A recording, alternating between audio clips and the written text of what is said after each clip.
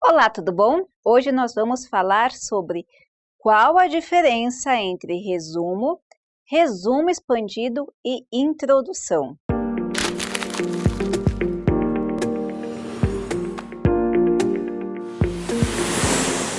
Nós temos recebido bastante materiais que representam essas dúvidas ou que trazem essas dúvidas, e inclusive pessoas que vão apresentar em congresso, em simpósio, que eles pedem resumo, outra hora resumo expandido, introdução. Então nós vamos falar um pouquinho sobre essas diferenças. Antes de começar esse vídeo, eu quero convidar você também a fazer parte desse movimento do conhecimento e da ciência aberta no Brasil. E para isso, basta você compartilhar o nosso vídeo, deixar seu like, se inscrever no canal, porque o próprio Google aí, Facebook, encontram relevância nesses materiais e fazem chegar este conhecimento gratuito no máximo de pessoas possíveis. Primeiro, vamos falar qual é a diferença entre os três. O resumo é o resumo de alguma coisa. Então, se você terminou um trabalho, o resumo vai ser o resumo daquele trabalho. Se você leu um livro, o resumo que você vai fazer é um resumo do livro. Se você quer fazer um artigo, esse resumo será o resumo do artigo. Então, ele é aquela sinopse, aquele resuminho que vai dizer para o leitor o que está contido. Então, se você tiver que fazer, por exemplo, um resumo de um livro, você vai pegar as características principais do livro, da história, e fazer um resuminho. Os resumos, que são de trabalhos acadêmicos, como dissertação, monografia, tese, TCC, artigos científicos, eles não costumam ultrapassar 350 palavras, então não vai chegar a uma página, na verdade, mais ou menos meia página ali, 350 palavras no máximo, tem algumas que limitam até 250 palavras. Se é resumo de um livro ou de um artigo que não seja seu, que você está fazendo um trabalho de classe, a exigência pode variar um pouquinho. O resumo expandido já é o resumo desse jeito que eu falei agora, só que ele pode ter um número maior de palavras, mais ou menos 1.800 palavras, às vezes 1.000 palavras. Então lembre-se, o resumo normal, ele vai ter no máximo 350 palavras para a maioria dos resumos. O resumo expandido, ele pode ser maior, ele é acima, na verdade ele vai ser maior até pelo próprio nome, né? Então, ele é acima de 350 palavras e pode chegar até 1.800, mas é um resumo ainda da obra, tá? É o resumo de alguma obra que você já fez ou está em curso, mas é aquele resumão expandido do que terá nesse estudo, nessa obra que você está fazendo. Então, note, a diferença entre o resumo e o resumo expandido será o tamanho, mas a sua funcionalidade é praticamente a mesma. Agora, introdução é aquilo que você vai fazer para demonstrar ao leitor os principais aspectos que envolvem o seu trabalho. Ou seja, uma introdução, você vai mostrar o contexto da pesquisa, você vai dizer quais são seus objetivos, qual é o problema, a pergunta norteadora que você está trabalhando, o que justifica você fazer aquele trabalho, e dependendo se o seu trabalho for, por exemplo, uma dissertação, você vai gastar nos últimos momentos ali daquela introdução uma apresentação de cada capítulo. Então, a introdução, nesse caso, é aquilo que vai introduzir aquela obra ou aquele estudo. Agora, como então fazer um resumo? Geralmente, cada instituição, cada nomenclatura tem uma espécie de resumo para você fazer. Porém, a grande maioria vai solicitar um resumo sistematizado. O que é um resumo sistematizado? Aonde você vai fazer uma linha apresentando o contexto, só que é uma ou duas linhas, tá? Então, por exemplo, vou falar de obesidade. A obesidade tem sido constatada como uma das piores epidemias do mundo, por exemplo. Ou a obesidade tem crescido nos últimos anos. É uma introduçãozinha, uma ou duas linhas. Aí você vai colocar o problema de pesquisa ou a pergunta norteadora. Com isso, este trabalho visa investigar ou tem como objetivo investigar. Não é o objetivo geral específico, é só um, ou melhor, o problema. Esse você vai colocar primeiro o problema e aí depois você vai colocar o objetivo, que seria a resposta para o problema, tá? Então, você vai colocar o contexto, o problema ou a questão norteadora é uma pergunta só, o objetivo, que é a resposta para essa questão norteadora, a metodologia, tudo pequeno, tá?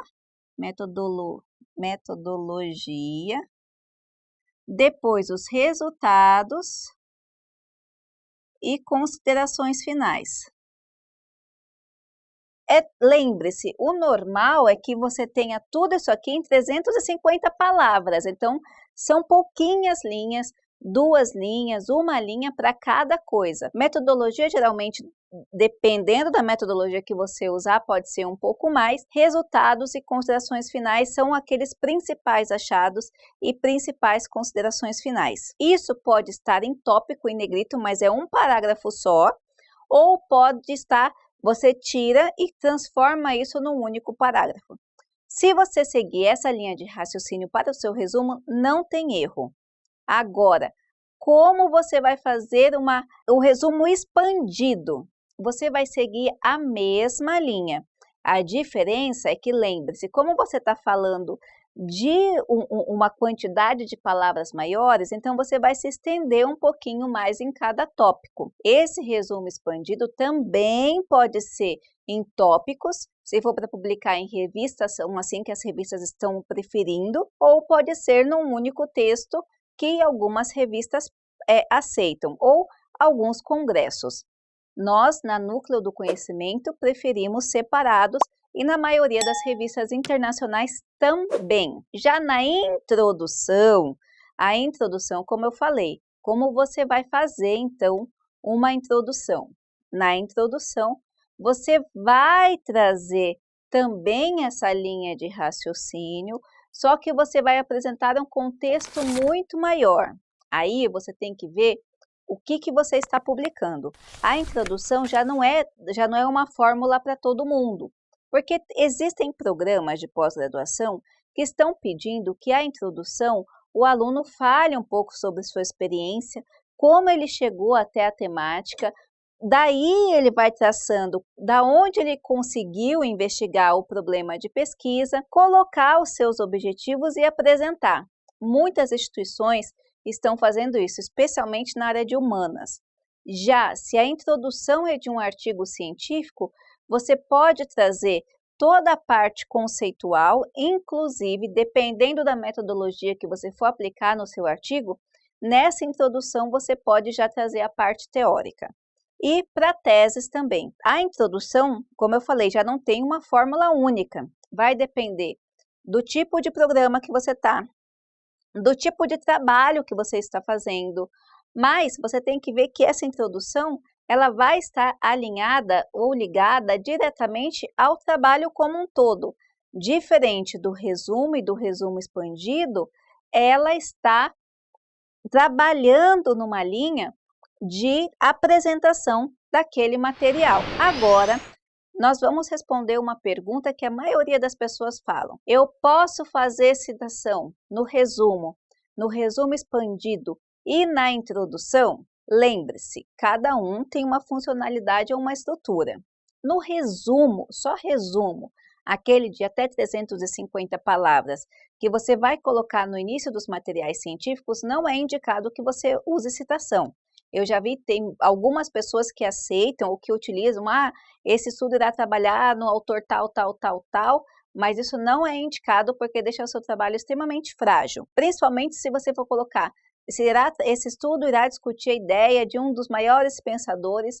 Então, veja, você não tem como comprovar essa questão de nivelamento de pesquisador. Então, cuidado, geralmente não use citação no resumo. No resumo expandido, já pode existir uma possibilidade de citação. Por quê?